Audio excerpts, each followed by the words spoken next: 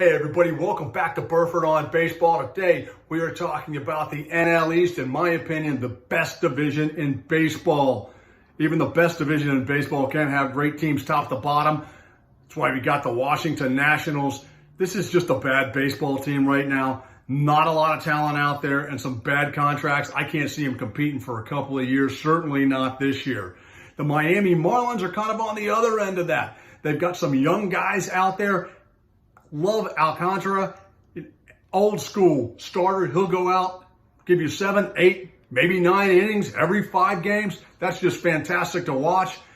Couple of young bats. I like the trade for Arias. Chisholm is a whole lot of fun to watch. They're going to need some help there to put up some runs. We'll see what their young talent can do out there.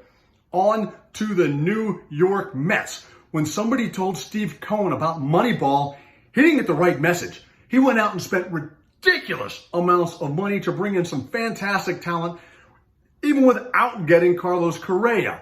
The top end of the pitching staff, Scherzer, Verlander, those guys are good. As long as they stay healthy, they'll do just fine. They lost Diaz for the season. It's not devastating, but it's certainly not going to help.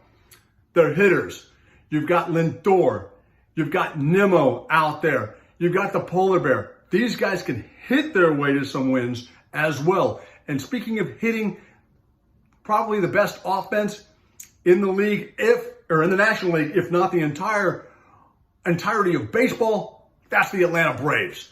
These guys, you start with Riley and Acuna and go to 3 or 4 other guys, Rookie of the Year, and Harris. You've got Albies out there. My gosh.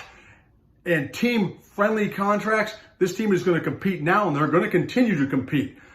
I think their pitching staff might be a little bit overrated, but Strider can do just fine. Fried is really good. And if the back end of that pitching staff doesn't do great, they can still hit their way to some more wins. On to the Philadelphia Phillies. Yeah, Harper's not going to be there for the first half of the season. They've got enough bats to put some runs up. Schwarber, they brought in Turner. You got Real Muto. They're going to do just fine.